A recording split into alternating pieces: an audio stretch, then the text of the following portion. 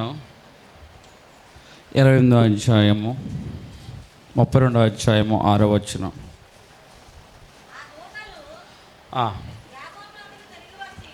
ఆ దూతలు యాకోబునొద్దకు తిరిగి వచ్చి, మేము నీ సహోదరుడైన ఏశావునొద్దకు వెళితిమి, అతడు 400 మందితో నిన్ను ఎదుర్కొని వచ్చుచు ఉన్నాడని చెప్పగా, యాకోబు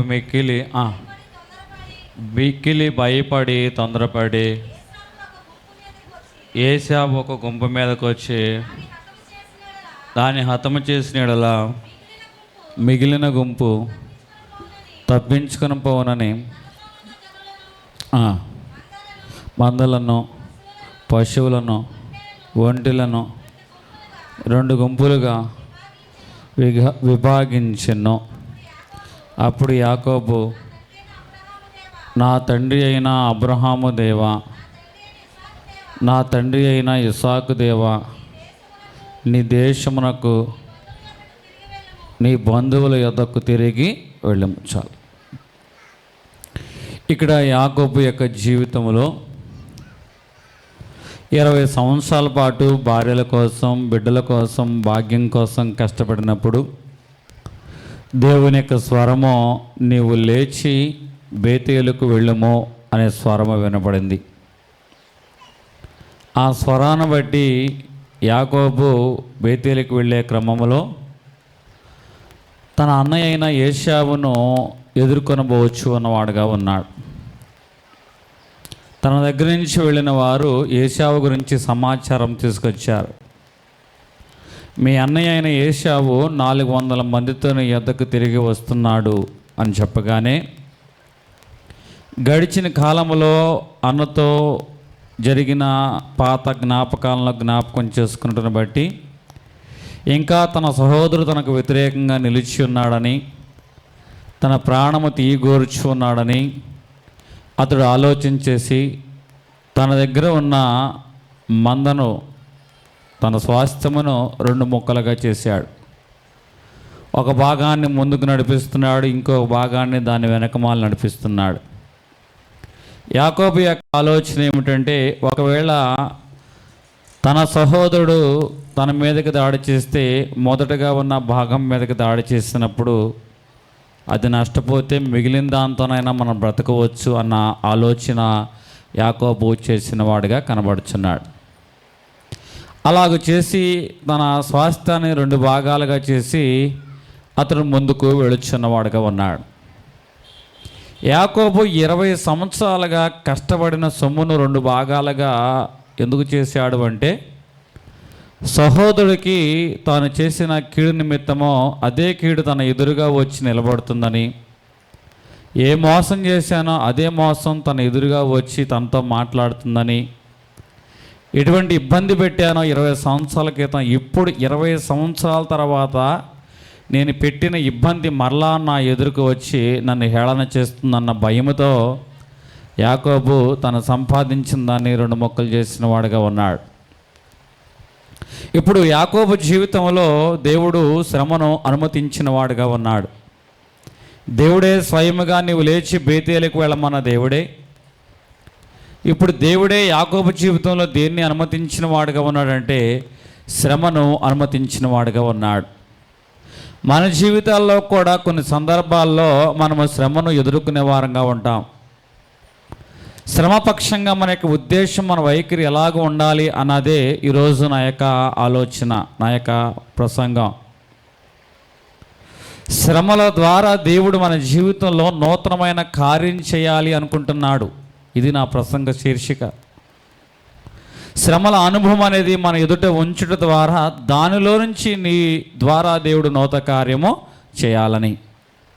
ప్రతి ఒక్కరూ శ్రమను చూచి భయపడతారు, ఇబ్బందులను చూచి భయపడతారు, ఏదో ఉపద్రవమో ఊడి మీద పడినట్లుగా ఆందోళన పడుతూ ఉంటారు.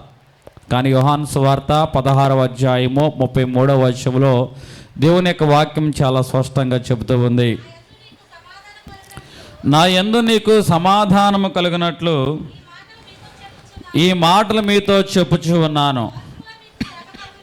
లోకములో మీకు శ్రమ కలుగును, అయినను ధైర్యము తెచ్చుకొనుడి, నేను లోకమును జయించి ఉన్నాను అనెను.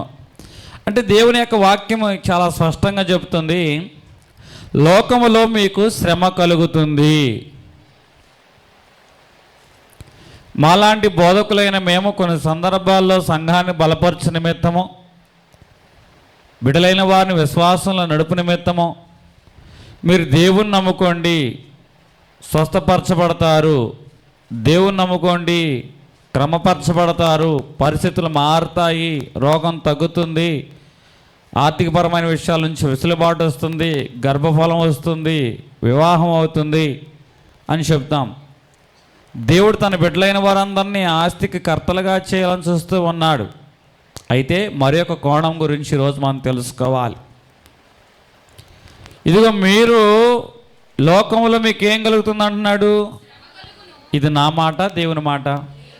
దేవుడే స్వయంగా చెప్తున్నాడు, లోకంలో మనకి శ్రమ కలుగుతుంది, అయినా మీరు ధైర్యము తెచ్చుకోండి. శ్రమ కలుగుతుందన్న దేవుడే చెప్తున్న మాట ఏమిటంటే, మీరు ధైర్యము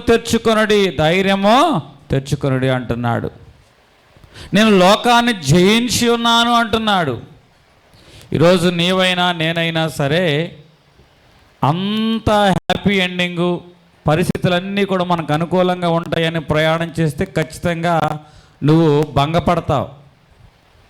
మన జీవిత క్రమంలో ఏదో ఒక చోట పరీక్ష ఎదుర్కోవాలని, ఒక్కోసారి ఆ పరీక్ష మనకున్న గురిలో నుంచి మనం తప్పించేదిగా ఉంటుందని, భయంకరమైన శోధనలు దాటుకుంటూ వెళితేనే కానీ మనం మన గమ్యాన్ని చేరలేమని ముందుగానే సిద్ధపడి శ్రమ మన జీవితంలో మనం ఎదుర్కొంటాం. దేవుని బట్టి ధైర్యం కలిగి వాటిని జయిద్దాం అని అడుగు అనేది ముందుకు మనం వేయవారుగా ఉండాలి. 1 తిమోతి రాసిన పత్రిక 3వ అధ్యాయము 12వ వచనములో, క్రీస్తు యేసునందు సద్భక్తితో, 2 తిమోతి, క్రీస్తు యేసునందు సద్భక్తితో బ్రతకనుద్దేశించిన వాడు ఎవడైనా ఉన్నాడా? అయితే మీరేం పొందుతారంటున్నాడు. హింస పొందుదురు. హింస అంటే దేవుని యందు భక్తితో బ్రతకాలని చాలామంది ఆశపడుతున్నారు కదా, వారితో దేవుని యొక్క వాక్యం చెప్తున్న మాట, మీరేం పొందుతారు. హింస పొందుతారు. నిజంగా ఇట్లాంటి వాక్యం కనుక దేవుని నమ్ముకొని వాళ్ళు చెప్తే అసలు దేవునిలో బలపడతారంటారా? ఇట్లాంటి వాక్యం కనుక ఇదే సత్యం అని మీతో రోజు ఈ వాక్యం చెప్తూ ఉంటే అసలు దేవుని నమ్ముకొని విశ్వాసంతో ప్రయాణం చేస్తారా? అయితే దేవుడు చెప్తున్నాడు, క్రీస్తు యేసునందు సద్భక్తితో, భక్తితో బ్రతకాలని ఉద్దేశించిన వారందరూ కూడా ఏం పొందుతారు. హింస పొందుతారు. ఎంత స్పష్టంగా వాక్యం చెప్తుందో వినండి. మనలో చాలామంది మేము దేవుని నమ్ముకున్నాం కదా, మాకేం ప్రయోజనం పొందాం, మేము దేవుని నమ్ముకున్నాం కదా, నా భర్త చనిపోయాడు, నాకేంటి లాభం, దేవుని నమ్ముకున్నాం కదా, బిడ్డలకు పెళ్ళి అవ్వట్లే, ఏం లాభం, దేవుని నమ్ముకున్నాం కదా, సంతానం కలగట్లేదు, మాకేంటి ప్రయోజనం అంటూ ఉంటారు. అయితే దేవుని యొక్క వాక్యం చెప్తుంది, క్రీస్తు యేసునందు సద్భక్తితో బ్రతకను ఉద్దేశించిన వారందరూ కూడా హింస పొందుతారు. ఏం పొందుతారు. హింస పొందుతారని వాక్యం ఇంత స్పష్టంగా చెప్తూ ఉన్నా, వాక్యం ఎరగని వారుగా ఉన్నాం కాబట్టి ఇంకా నిలాప నిందలు మనం వేస్తున్న వారంగా ఉన్నాం దేవుని మీద. దేవుడే చెప్తున్నాడు, లోకంలో మీకు శ్రమ కలుగుతుంది అంటున్నాడు. దేవుడే చెప్తున్నాడు, సద్భక్తితో బ్రతకను ఉద్దేశించే వారందరూ కూడా హింస పొందుతారు. ఒక ఆయన దేవునిలో బాగా ఉంటాడు, కానీ రక్షణకు దూరంగా ఉంటున్నాడు. వ్యక్తిగతంగా దైవికంగా చాలా బాగుంటాడు. అన్నయ్య గారు అంతా బాగుంది, మీ కుటుంబ నేపథ్యం అంతా, మీరు దేవుని నమ్ముకోవచ్చు కదా, రక్షణ పొందుకోవచ్చు కదా అంటే ఆయన అంటున్న ఒకటే ఒక సమాధానం ఏంటో తెలుసా. దేవుని నమ్ముకుంటే హింస పొందుతారని వాక్యమే చెప్తుంది కదండి. భక్తితో బతికేవారందరూ హింసలోనే ఉంటారని చెప్తుంది కదా, నాకెందుకంటే ఆ హింస, నమ్ముకోబట్టే కదా అంత హింస అని ఆ వ్యక్తి చెప్తే ఏం చేయాలో నాకు అర్థం కాల. అప్పుడు అటువంటి వారి కోసం దేవుడు చక్కటి అనుకూలమైన వాక్యాన్ని దేవుడు చూపించాడు. ఎట్లాంటి వాక్యం చూడండి. అపోస్తలులు రాసిన గ్రంథము 14వ అధ్యాయము 22వ వచనము. శిష్యుల మనసును దృఢపరిచి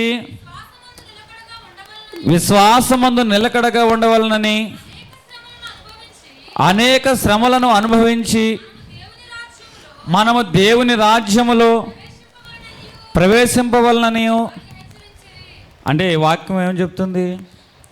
అనేకమైన శ్రమలు అనుభవించిన వారే ఎవరి రాజ్యంలో ప్రవేశిస్తారట? అర్థమవుతుందా? భూలోకంలో సుఖం అనుభవించిన వారు దేవుని రాజ్యంలో ప్రవేశిస్తారని రాయలా. భూలోకంలో హ్యాపీగా బ్రతికిన వారు దేవుని రాజ్యంలో ప్రవేశిస్తారని రాయలా. మనము అనేకమైన శ్రమలను అనుభవించిన తర్వాత, అనేకమైన శ్రమలు మనం అనుభవించిన తర్వాత మనం ఎవరి రాజ్యంలో ప్రవేశిస్తామంటున్నాడు?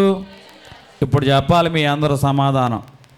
దేవుని నమ్ముకుంటే శ్రమ వస్తుంది అంటున్నారు కదా. దేవుని నమ్ముకుంటే సద్బతితో బ్రతికితే హింస పొందుతారు అంటున్నారు కదా.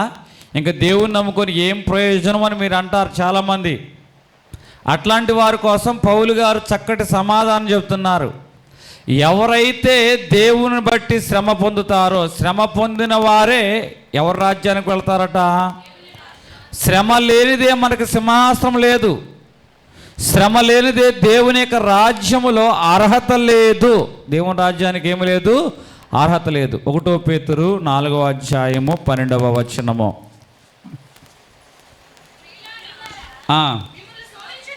మిమ్మలను శోధించుటకు మీకు కలుగుచున్న అగ్ని వంటి మహాశ్రమల గురించి మీకు ఏదో ఒక వింత సంభవించినట్లు ఆశ్చర్యపడకుడి.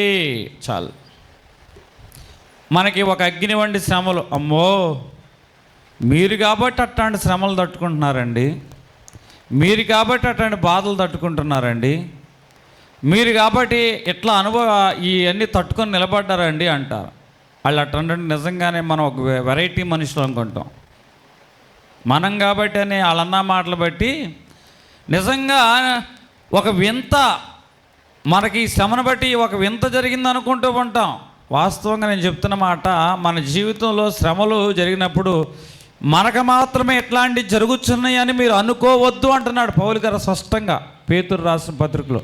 ఈ పేతురు గారు, లోకంలో మీకు శ్రమలు అయితే అదేదో పెద్ద వింతగా మీకు మాత్రమే జరిగినాయని అనుకోవద్దు. శ్రమలు మన జీవితంలో తప్పనిసరి. ఫాదర్ ఎం దేవదాసయ్య గారు ఒక పాటలు పాడతాడు. మానవుడు శ్రమను పొందక దైవా మానవుడేటు కాగలడు, పానక పడిన వాణిని దైవా మానవునిగా చేయంగా. మానవుడు శ్రమను పొందక దైవా మానవుడెటు కాగలడు. కాలకుండగనే మేలిమియగునే కనకము కొల్లిమి అందు. కాలకుండగనే మేలిమియగునే కనకము కొల్లిమి అందు. కాలిన మాస్టు రాలిపోవును కలుగును విలువగు కాంతి. కాలిన మాస్టు రాలిపోవును కలుగును విలువగు కాంతి. మానవుడు శ్రమను పొందక దైవా మానవుడెటు కాగలడు. హల్లెలూయా. ఇక్కడ మానవుడు శ్రమను పొందకపోతే దైవ మానవుడు కాదు. కనకం బంగారం మందు కాలితేనే కదా దానిలో ఉన్న మస్టు రాలిపోతుంది. మస్టు రాలిపోతేనే కదా అది విలువకు కాంతిగా ప్రకాశిస్తుంది అంటున్నాడు. అంటే ఈ కనకము బంగారం అనేది అగ్నిలో కాల్చబడకపోతే కణకణలాడే వెలుగు దానిలోంచి బయటికి రాదని చెప్పకనే చెబుతున్న వాడుగా ఉన్నాడు. మనల్ని కూడా దేవుడు అగ్ని వంటి శ్రమల్లో దేవుడు పుటమ వేసినట్లు మనల్ని పరీక్షిస్తూ ఉన్నాడు. అలా పరీక్షించినప్పుడు ఎవరో శ్రమనైతే నిలుస్తారో నిలిచిన వారిని బట్టి దేవునికి మహిమ కలుగుతుంది. ఏం కలుగుతుంది? మహిమ కలుగుతుంది. శ్రమల ద్వారా దేవుడు మన జీవితంలో జరిగించే నూతనమైన కార్యాల గురించి మనము ధ్యానం చేసుకుంటున్నాం. ఇక్కడ ఈ భక్తుని యొక్క జీవితంలో, యాకోబు భక్తుని యొక్క జీవితంలో దేవుడు శ్రమను అనుమతించిన వాడుగా ఉన్నాడు.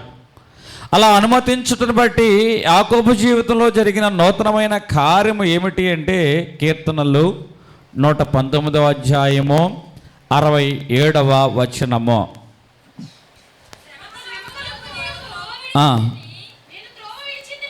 శ్రమ కలగక మునుపు నేను త్రోవను విడిచి తిని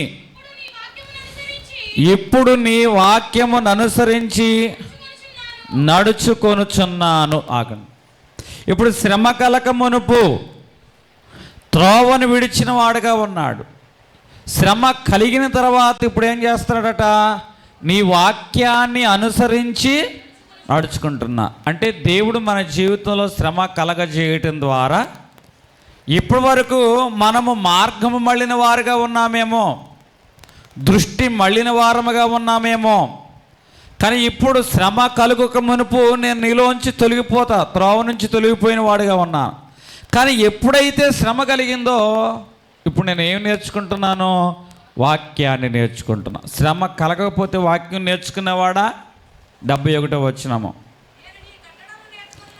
నేను నీ కట్టడలను నేర్చుకున్నట్లు శ్రమ నుండి ఉండుట నాకు మేలాయినో. శ్రమ నుండి ఉండుట నాకు మేలాయినో.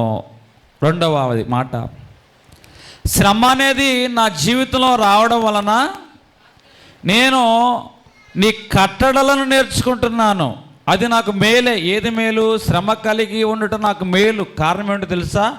ఒకటి, నీ మార్గంలోకి తిరిగి వచ్చా, నీ వాక్యం నేర్చుకున్నా, నీ కట్టడలో నేను నేర్చుకున్నా అంటున్నాడు. ఎంత చక్కటి విషయమో చెప్పండి. శ్రమ వలన వాక్యం నేర్చుకున్నాడు, కట్టడలు నేర్చుకున్నాడు, దేవుని మార్గంలోకి వచ్చాడు. ఇప్పుడు రెండవ అనుభవము, యాకోబు జీవితంలో శ్రమ వచ్చింది.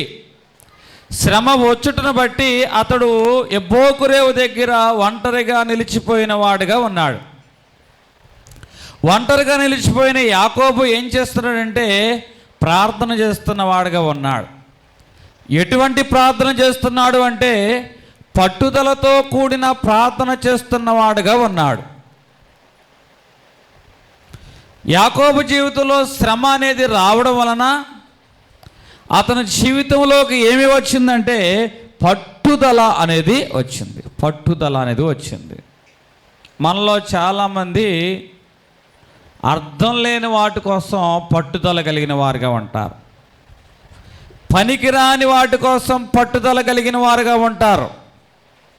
దేవుని యొక్క వాక్యం చాలా స్పష్టంగా చెప్తుంది, అవసరమైన వాటి యందు మీరు పట్టుదల కలిగి ఉండండి. ఎవరైనా ప్రార్థనలో పట్టుదల కలిగిన వారుగా ఉన్నారా? యాకోబు తన జీవితంలో శ్రమ సంభవించడం బట్టి ప్రార్థనలో, అయ్యా నీవు నన్ను దీవిస్తేనే కానీ, నీవు నన్ను ఆశీర్వదిస్తేనే కానీ నేను నిన్ను వదలను అని పట్టుదల కలిగి ప్రార్థన చేస్తున్నవాడుగా ఉన్నాడు. 20 సంవత్సరాలు లాబాను గారి దగ్గర ఉన్నాడు. లాబాను గారి దగ్గర ఉన్నప్పుడు 20 సంవత్సరాల్లో ఏ రోజైనా ఈ పట్టుదలతో కూడిన ప్రార్థన ఉందా? మనలో చాలామంది తోటికోడళ్ళు ఉంటారండి. ఈ తోటికోడలు ఏదో అందంట ఇప్పుడు ఈ మాట ఆమెకి ఎమ్మంటే అప్పచెప్పాలి. అవకాశం ఎప్పుడు వస్తుందా అని ఎదురు చూస్తూ ఉంది. ఎప్పుడు ఆ మాట ఆమెకు అప్పచెప్పాలా అని. రానే వచ్చింది సమయం. వెంటనే ఆ మాట ఆమెకి ఏం చేసింది? అప్పచెప్పేసింది. అప్పుడు కడుపులో గ్యాస్ అయిపోయిందనమాట. లేకపోతే ఇన్ని రోజులు బట్టి ఫ్యాంటాకు, ర్యాంటాకు, జింటాకు ఎన్ని వేసినా కూడా ఈ గ్యాస్ తీరడం లేదు. కాబట్టి అనవసరమైన వాటి కోసం మనం పట్టుదల కలుగుతున్నాం, కానీ దేవుని విషయంలో మనం ఎంతమంది పట్టుదల కలిగిన వారిగా ఉంటున్నాం? ఇక్కడ యాకోబు జీవితంలో, అయా నీవు నన్ను దీవిస్తేనే కానీ నేను నిన్ను విడవను అంటున్న వాడిగా ఉన్నాడు. మనము మన జీవితాల్లో కూడా దేవుణ్ణి వెంబడించే క్రమంలో చాలా విషయాలు మన చెవిన పడతా ఉంటాయి. వాక్యము ఇటువంటి మైక్ యంత్రాల ద్వారా చాలా స్పష్టంగా దైవజనుల చేత నీకు దేవుడు వినిపిస్తూ ఉంటాడు. ఎన్ని మాటలు నీకు దైవ సేవకుడి ద్వారా ఇట్లాంటి మైక్ యంత్రాల ద్వారా నీకు వినిపించినా కూడా నీకు చెవులకు చేరతాయో లేదో నాకు తెలియదు. కానీ ప్రతి ఇంటిలో యాకోబుకి లాబాను మామ ఉంటాడు కదా, లాబాను లాంటి మామ ఉంటాడు కదా. ఈ లాబాను ఎలాంటి వాడంటే గుసగుసలాడేవాడు. లాబాను ఎలాంటి వాడటండి? గుసగుసలాడేవాడటండి. ప్రతి ఇంటిలోనూ ఇట్లాంటి గుసగుసలాడేవాళ్ళు ఉంటారు.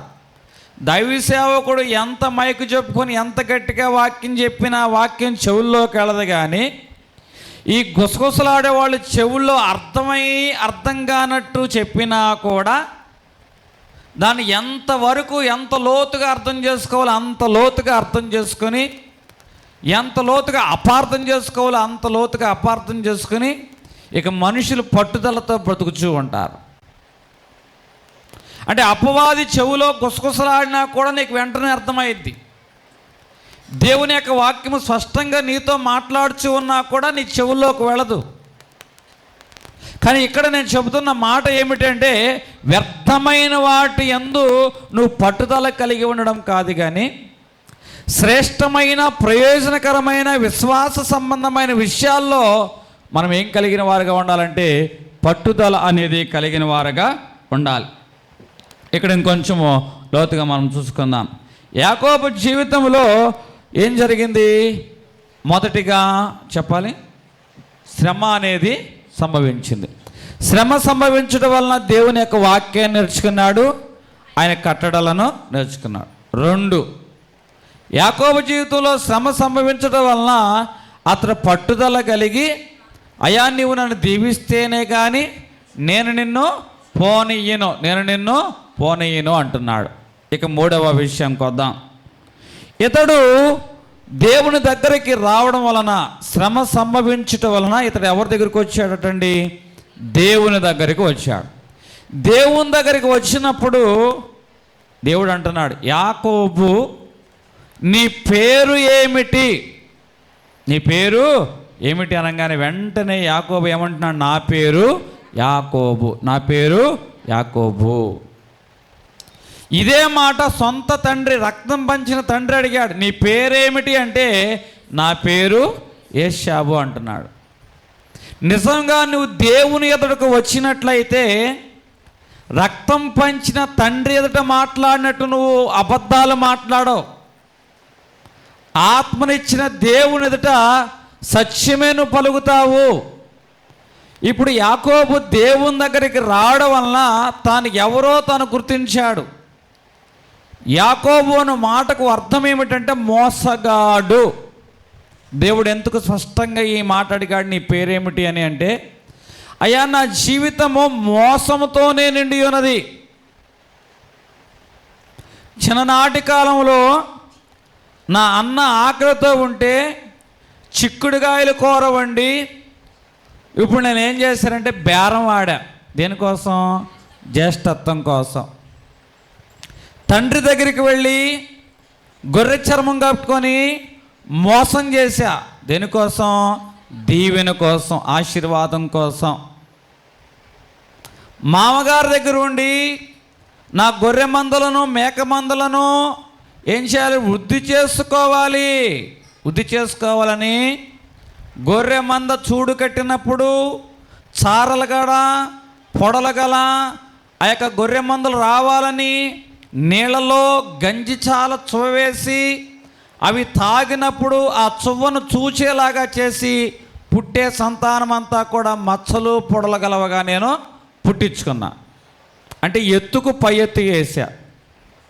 అంటే యాకోబు జీవితంలో సొంత సహోదరుడి దగ్గరేమో బేరం ఉంది, కన్న తండ్రి దగ్గరేమో మోసం ఉంది, పిల్లనిచ్చిన మామ దగ్గరేమో ఎత్తుకు పై ఎత్తు కనబడుచు ఉన్నది. అందుకే దేవుడు అంటున్నవాడుగా ఉన్నాడు, నీ పేరు ఏమిటి, నీ పేరు ఏమిటి.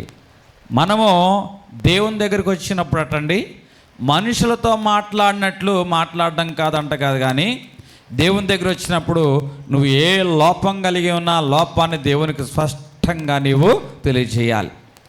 శ్రమ అనేది యాకోబు జీవితంలోకి రావడం వలన యాకోబు తన తప్పిదాన్ని తాను స్పష్టంగా దేవునికి తెలియజేస్తున్నవాడుగా ఉన్నాడు.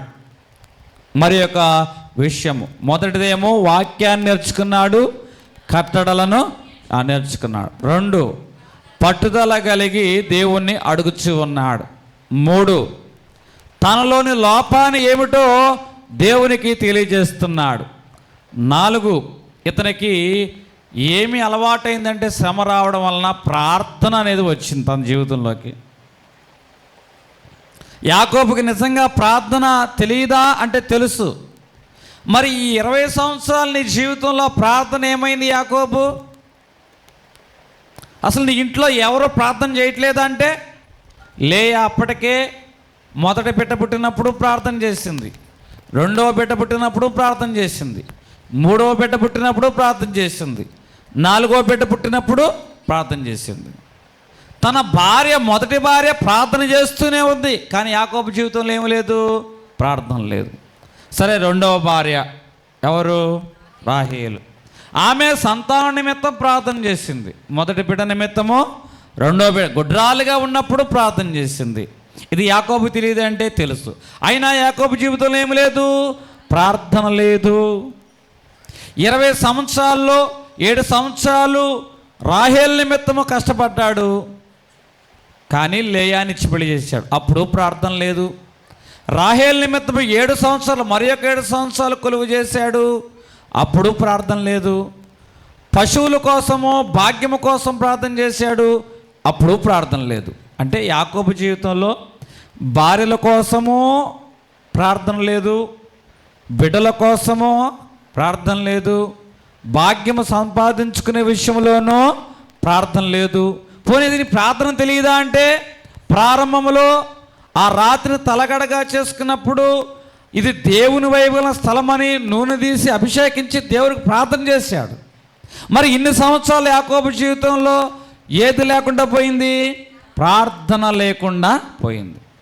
నీవు రక్షణ పొంది ఎంతకాలమైంది, బాప్తీసు అనుభవం పొందుకుని ఎంతకాలమైంది, నువ్వు నిజంగా ప్రార్థన చేస్తున్నావా లేదా? ఒకసారి నిన్ను నీవు ప్రశ్నించుకో. సౌలు పౌలుగా మారబడిన తర్వాత తన ఎదురుగా ఉన్న తిన్నదని ఊరిలోకి వెళ్ళిన తర్వాత వెంటనే ఏం చేశాడు తెలుసా? ప్రార్థన చేసిన వాడిగా కనబడుచు ఉన్నాడు. మనము దేవుణ్ణి నమ్ముకున్నాం అంటున్నామే కానీ ప్రార్థన చేసే వారంగా ఉంటున్నామా? ఏదో బాగా నీ వల్ల కానిది మందులు వాడినా తగ్గంది అయితే సంఘంలో ప్రార్థన చేయమంటావు, దైవ సేవకులను ప్రార్థన చేయమంటావు, నువ్వు ప్రార్థన చేసుకుంటావు. ఎంత చదివినా పాస్ అవనేమో, ర్యాంకు రానేమో, అదృష్టం కలిసి రాదేమో అని భయం వేసినప్పుడు అప్పుడు సంఘంలో దైవ సేవకులను ప్రార్థన చేయమంటావు, నువ్వు ప్రార్థన చేసుకుంటావు. పెద్ద సమస్య వచ్చినప్పుడు అప్పుడు ప్రార్థన చేసుకుంటావు. కానీ నీ బలము, నీ శక్తి, నీ సామర్థ్యం ద్వారా చేయగలిగినప్పుడు నువ్వు దేవుని మీద ఆధారపడతావా, వెంటనే నీ శక్తి సామర్థ్యం మీద ఆధారపడతావా? చిన్న విషయాలకు వచ్చేపాటికేమో శక్తి సామర్థ్యం మీద ఆధారపడతావు, పెద్ద విషయాలు వచ్చేపాటికేమో దేవుని మీద ఆధారపడతావు. కానీ భక్తులైన వారు ఎప్పుడూ కూడా అంటండి, అది చిన్నదైనా పెద్దదైనా ప్రతి విషయం అందు వారి జీవితంలో ఏముంటుందటండి, ప్రార్థన ఉంటుంది. హల్లెలూయా. ఇప్పుడు యాకోబు జీవితంలో శ్రమ సంభవించడం వలన 4వ కార్యం ఏమిటంటే ప్రార్థన. మొదటిది ఏమిటండి, వాక్యాన్ని నేర్చుకుంటున్నాడు శ్రమ వలన. 2 పట్టుదల కలిగి దేవుని అడుగుచున్నాడు. 3 తన తప్పిదాలను దేవునికి చెబుతూ ఉన్నాడు. 4 ఇతడు ఏం చేస్తున్నాడటండి, ప్రార్థన అనేది యాకోబు చేస్తూ ఉన్నవాడుగా ఉన్నాడు. ఇంకొంచెము మనం చూసుకున్నట్లయితే ఇప్పుడు యాకోబు జీవితంలో ఈ ప్రార్థన చేయడం వల్ల ఏం కలిగిందంటే ప్రవర్తన మారింది.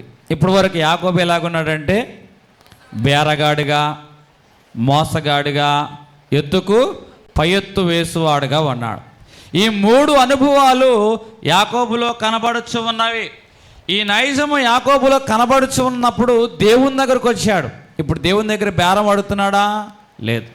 దేవుని దగ్గర బేరము అడగడం లేదు. ఇప్పుడు యాకోబు జీవితంలో కలిగిన మరి ఒక మార్పు ఏమిటి అంటే, ఎప్పుడైతే నా పేరు యాకోబు అన్నాడో, ఇక మీదట నీ పేరు యాకోబు కాదు, నీ పేరేమిటి?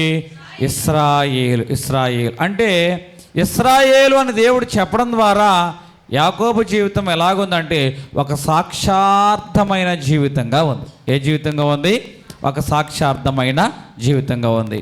అంటే యాకోబు జీవితంలో శ్రమ అనేది రాకపోతే ఈ సాక్షార్థమైన జీవితము యాకోబు జీవితంలోకి వచ్చేదే కాదు. ఇంకొంచెం లోతుగా 32వ అధ్యాయం ఆదికాండము 28వ వచనము. అప్పుడు ఆయన,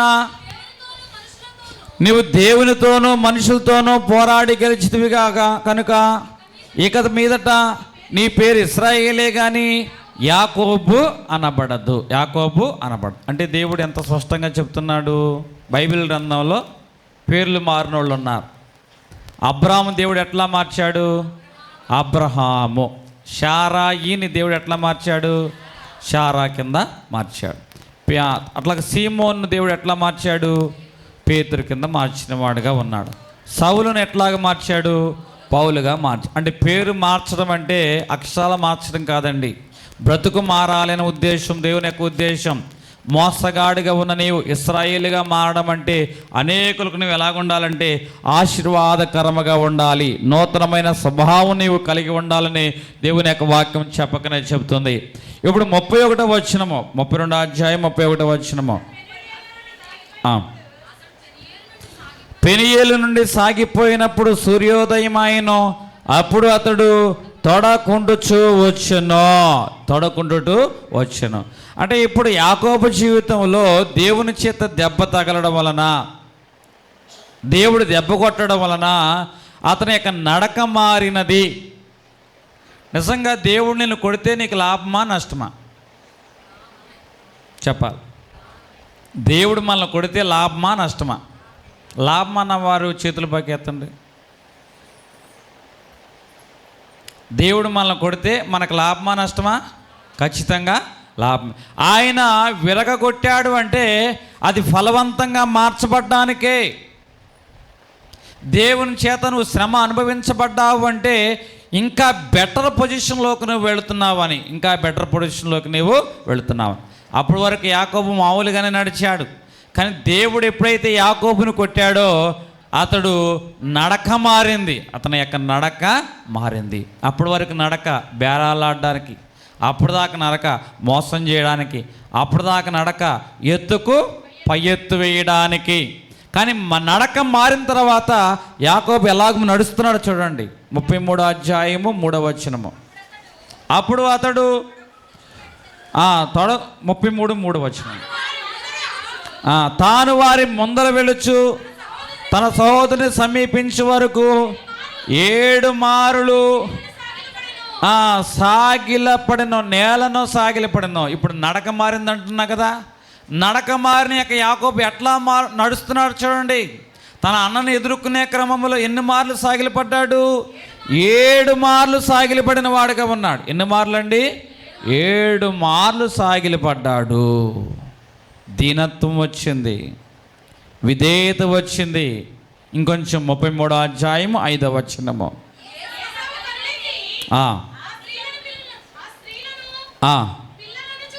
పిల్లలను చూచి ఏసేవాని, వీరు నాకేమవుతారు అని అడిగినందుకు అతడు, వీరు దేవుడు నీ సేవకునికి దయచేసిన పిల్లలే. తన అన్నతో ఏమని చెప్తున్నాడండి? దేవుడు నీ సేవకునికి. అంటే అన్న దగ్గర తాను ఎలాగో సంబోధించుకున్నాడు, నేను నీ సేవకుడిని, నేను నీ సేవకు. కొత్త మాటలు వస్తున్నాయి చూసారా యాకోబు జీవితంలో. నిజంగా దేవుడు మనల్ని దెబ్బ కొడితే ఇట్లాంటి కొత్త మాటలు వస్తాయి. దీనత్వంతో కూడిన మాటలు, విధేయతతో కూడిన మాటలు. ఇదిగో నీ సేవకుడైన నాకు దేవుడిచ్చిన గర్భఫలం అన్నయ్య, నీ సేవకుడైన నాకు అంటున్నాడు. దీనత్వంతో కూడిన కొత్త మాటలు దేవుడు యాకోబు నోటి నుంచి పలికిస్తున్నాడు. నిజంగా దేవుడు కనుక మనల్ని విరగగొడితేనటండి మన నోటి వెంట సమయోచితమైన మాటలు వస్తాయి. మనం వేటి వెంట రుచికరమైన, ఉప్పు వేసినట్లు రుచికరమైన మాటలు మన జీవితంలోకి వస్తాయి. 33వ అధ్యాయము 20వ వచనము.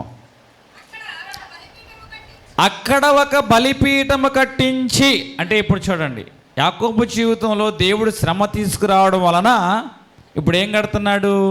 బలిపీఠము. ఈ 20 సంవత్సరాల్లో యాకోబు ఏ రోజైనా ప్రార్థన చేశాడా? ఈ 20 సంవత్సరాల్లో యాకోబు ఏనాడైనా బలిపీఠం కట్టాడా? లేదు. కానీ ఎప్పుడైతే యాకోబును దేవుడు శ్రమను అనుమతించాడు యాకోబు జీవితంలో, ఈ శ్రమ అనుభవాల ద్వారా యాకోబు ఇప్పుడు దేవునికి ఏం కడుతున్నాడు? బలిపీఠం. బలిపీఠం కట్టడం అంటే అందులో లోతైన అనుభవాలు మీతో చెప్తున్నాను. 5 విషయాలు. బలిపీఠం కట్టడం అంటే ఇక మీదట నేను నిన్నే ఆరాధిస్తాను, మొదటి మాట. ఇక మీదట నిన్నే సేవిస్తాను, రెండవ మాట. ఇక మీదట నీకే విధేయుడనై ఉంటాను, మూడవ మాట. ఇక మీదట నీకే మృక్కుబడి చేస్తాను, నాలుగవ మాట. ఇక మీదట నీకే నేను సమర్పించుకుంటాను. ఈరోజు బలిపీఠం కట్టడంలో నిన్నే ప్రేమిస్తా, ఆరాధిస్తా, సేవిస్తా, సమర్పించుకుంటా, మృక్కుబడి చేస్తా. ఈ 5 అనుభవాలు అనేవి బలిపీఠం దగ్గర కనపడుతున్నాయి. ఇప్పుడు యాకోబు దేవుడు దర్శించిన తర్వాత, యాకోబు జీవితంలో శ్రమ వచ్చిన తర్వాత, ఇప్పుడు యాకోబు జీవితం ఎలాగ మారిందంటే ఆరాధికుడిగా మార్చబడింది. ఎలాగ మార్చబడింది? ఆరాధికుడిగా మార్చబడింది. శ్రమ ద్వారా యాకోబు జీవితంలో కలిగిన నూతనమైన కార్యాలు ఎలాగ ఉన్నాయి? అతడేమో ఆరాధికుడిగా మార్చబడిన వాడిగా ఉన్నాడు. అలాగే అతను నోటి అంట కొత్త మాటలు వస్తున్నాయి. దీనత్వం కలిగి అతడు 7 మార్లు సాగిలపడుచు ఉన్నవాడిగా ఉన్నాడు. అట్లాగే నడక అనేది మారింది, పేరు కూడా మారింది. అంటే యాకోబు జీవితంలో ఈ శ్రమ అనేది రాకపోతే పేరు మారేది కాదు, నడక మారేది కాదు, దీనత్వం వచ్చేది కాదు. అట్లాగే ఈ యొక్క తను తాను తగ్గించుకునే మాట, చక్కటి మాట మాట్లాడేవాడు కాదు. చివరిగా ఆరాధికుడిగా అయ్యేవాడు కూడా కాదు. అంటే మన జీవితంలో కూడా దేవుడు శ్రమను అనుమతిస్తేనే కానీ, శ్రమల ద్వారా మనలోంచి దేవుడు ఏ కార్యం చేస్తాడు? నూతనమైన కార్యములు చేస్తాడు. ఒకవేళ నీ జీవితంలో శ్రమ వచ్చింది అనుకుంటే, దేవుడు ఈ శ్రమ ద్వారా నా జీవితంలో ఏ నూతనమైన కార్యం చేస్తాడో అని నిరీక్షణ కలిగి ముందుకు వెళితే, శ్రమలో యాకోబు జీవితంలో చేసిన నూతనమైన కార్యాలు నీ జీవితంలో ఆయన చేయడానికి సిద్ధంగా ఉన్నాడు. కాబట్టి నిన్ను నీవు ఆయనకి అప్పగించుకో. దేవుడు కొద్ది మాటలు మన విడికిల్లో దీవించునుగాక. ప్రార్థన చేసుకుందాం. మహాపరిశుద్ధమైన మా తండ్రి, ఇప్పటి వరకు ప్రభా యాకోబు జీవితంలో శ్రమల ద్వారా అతని జీవితంలో జరిగిన నూతనమైన కార్యాల గురించి ధ్యానం చేసుకున్నాం. మా జీవితంలోనైనా ఏ శ్రమ వచ్చినా దాన్ని బట్టి కృంగిపోకనైనా ధైర్యం తెచ్చుకొని నీ వైపు చూచి నీ వాక్యం నేర్చుకొని నీ కట్టలను బట్టి ప్రభా మాలో ఏదైతే పాపం ఒప్పుకోవాలో, ఇక మీదట ఏ ప్రార్థనా జీవితం కలిగి మేము జీవించాలో యాకోబు ద్వారా నేర్పించినందుకు అనేకమైన వందనాలు ప్రభా.